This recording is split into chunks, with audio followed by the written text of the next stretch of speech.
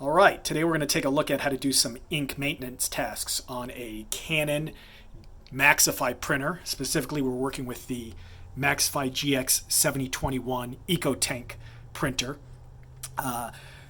What I'm going to show you is how to both drain and fill the ink tanks. These procedures can help for general maintenance tasks if you need to do some type of repairs, and also if you're looking at filling ink yourself with third-party ink and not use the official Canon bottles here, if you're buying ink in bulk. So we're going to start off talking about how to drain the tanks. Draining the tanks isn't something you're normally going to have to do, but if you are doing some type of maintenance, if you've done something very silly like put the wrong color inks in the wrong color chambers, which is pretty hard to do because of the keyed tops that Canon uses for the various colors. So those notches, for instance, in the cyan here are not the same notches as are in the magenta or yellow or black, so you can't easily put this in another tube. But if you're doing your own filling up, you might by accident do something silly like that, or maybe you just put in an ink that's a bad type of ink, or the ink is old. For whatever reason, you need to move the printer, ship the printer. You don't want all the ink in there. Now, I've already gone and drained all the ink from the black well. It's hard to see that here because the ink does stain, and the black worse than some of the others. But it is actually empty. If we look down through the chamber, you can probably see a little bit to the bottom there, which you wouldn't be able to see to the bottom like that if there was ink in there. So that's been drained. And actually, normally when you look in the top, we're going to take a look. We'll do the cyan next, but this is why Canon makes it difficult, is that each of these has, as you see, a different notched top. And as we saw, that's the cyan top, which would make that fit in there nicely when you dump it upside down. But each of these, as you can see, has a very thin hole that has use a toothpick here, that has a little separator here, which means it's a very, very small hole to get through here. I mean, my toothpick really only gets through with a little bit of resistance. And then these other four tiny holes, which are used for air, so that the cartridge empties properly. And it makes it very difficult to get anything in there. If you have a needle with a very long blunt tip, probably a 6-7 inch blunt tip, you should be able to get that down there with like a 14 or 16 gauge needle, maybe a little bit bigger, something like that. Should be able to get that down and pull up. But what makes it easier, and I sort of just found this out because I was doing this with a thin straw, which I will show. I tried manually to pull these up, but I wasn't able to do it, and I didn't want to damage them. I wasn't exactly sure how they were in there. But when I pulled my straw out, which I needed to jam in there a little bit, actually, as you can see, there's nothing on there because the entire piece actually pulled and popped out with my straw. So you can see that would go in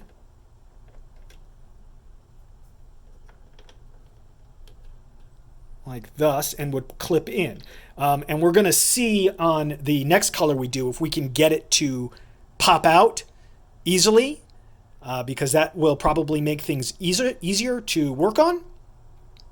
But even if it's in there, you can still do this if you have a thin enough tube to get in there and work on that with. I just want to take a second to apologize for the video. I don't normally make videos, but I figured other people might benefit from this after I spent some time trying to do this to get the ink out. And we're really going to focus mostly on getting the ink out, because getting the ink in is really easy once you understand the getting the ink out part. Getting the ink in is a much easier process because really, well, firstly, if you want to remove the top piece like we did here, then you could just dump any old ink you want in there, however you want. Otherwise, you're trying to get ink in through these specially coated tops, which if you've saved your original ink bottles, which hopefully you did, can make things a little less messy. But first you would need to fill these up and then dump them in. And that may be more work than it's worth, but it's kind of up to you, because these, as you can see here, it might be a little hard to see again. Let me take my toothpick here. So there's actually a plastic insert in here that's on a spring. So this prevents it, even if this bottle were full and I turned it upside down, which you probably noticed when you filled your printer up, it wouldn't leak out, because unless that spring mechanism is depressed, which I'll try to show you here.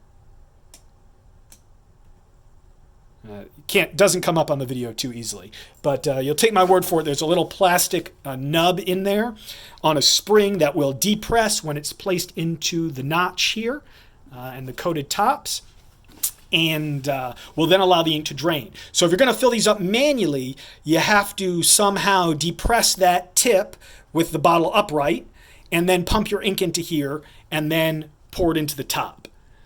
But again, you may just want to pour your ink directly in here using whatever mechanism. If you're going to use a syringe or something, or a funnel to get in here, you can do the same in here. And that can be even easier if you're able to pull the top out. And I don't know if I'm going to be able to recreate that here, catch the lightning a second time. But basically what I've got is a straw, a stir straw that you might, find anywhere where they serve coffee or soft drinks or something like that. It's a pretty thin one, but it's still too large to get through there. So what I did is I put a crease in it with my fingernail, and I bent it, right? So I folded it over on itself, which is just enough if I pinch it closed to force through and down one of these. So that's what I'm going to do. I'm going to put it in, and I make sure that you put that crease up, a good 4 or 5 inches, because if you don't, the pressure that you need to get that down in there is going to buckle the straw.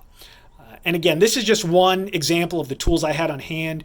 You could order long blunt needles. You can probably get capillary tubing to get down in there, but this is something I wanted to take care of today, and I didn't have access to anything else. Even though it's folded, there is going to be enough flow through here that you're going to be able to get the ink up. So I'm just going to place this on pause for a minute, push this down in here, and then we'll see if we can pull it back up and get the top out like we did on the last one. All right, so I've gone ahead, I've gotten the straw in there. Probably because this is the second time I've used it, it doesn't have the same rigidity as it did before, so when I go to pull out, it's pulling out easily.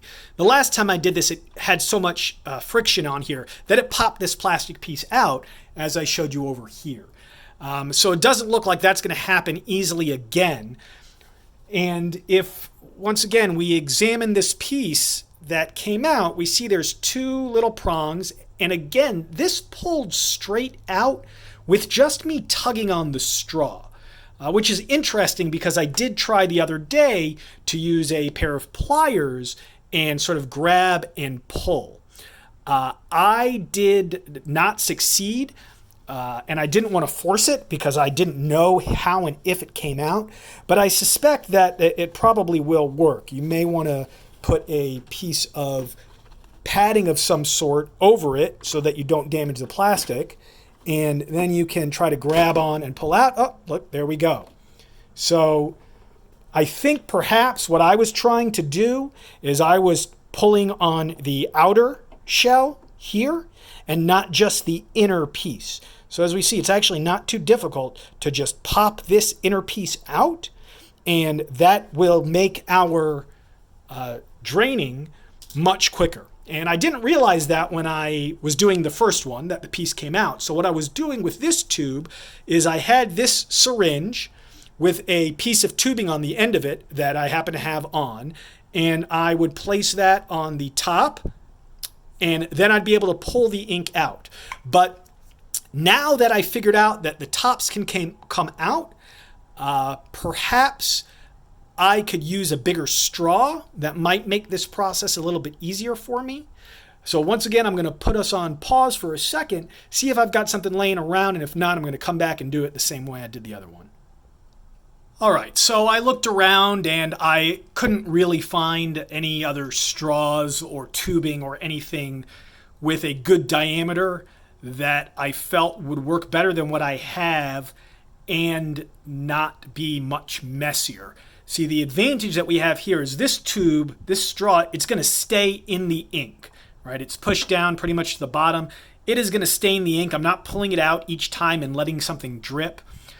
By the way, a good thing before you embark on any of this is have a bunch of paper towels around, and also I have a small glass filled with some rubbing alcohol, which will help take off any ink that you might get anywhere. And also, don't wear any clothes that you don't want ruined, because you might have some splatters if you're not careful. If you're careful, it shouldn't be a big deal.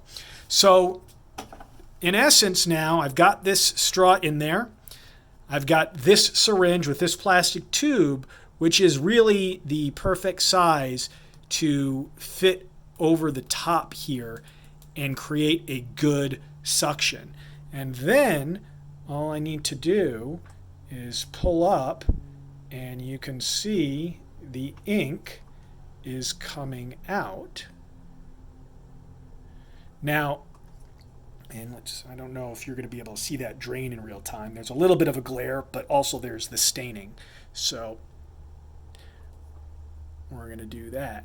All right. Now, you're probably going to need to do this about 10 or 15 times with a syringe this size to pull out of here. I'm not sure exactly. I think these are maybe a 30 milliliter syringe, and I forget how many milliliters is supposed to be in these. They don't show in the bottle, but I want to say it's around 120 or something like that. So we've done that. And then basically we take the top off.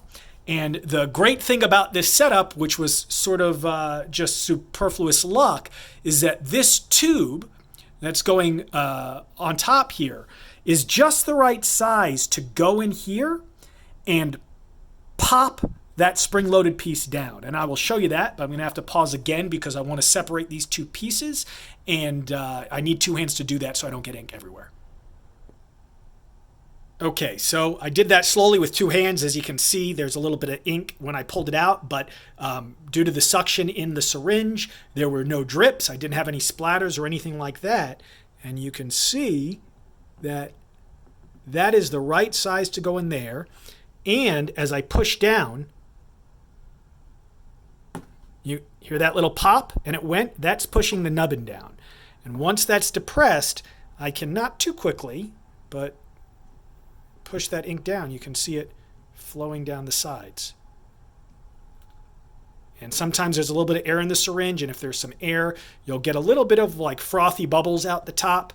Usually if you slow down a little bit, that will stop. It's not a big deal. Those bubbles will eventually come out of the ink, once you've pushed it down.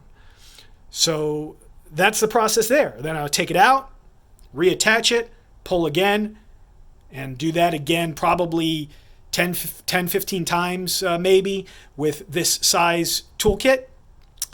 And then you can drain the ink.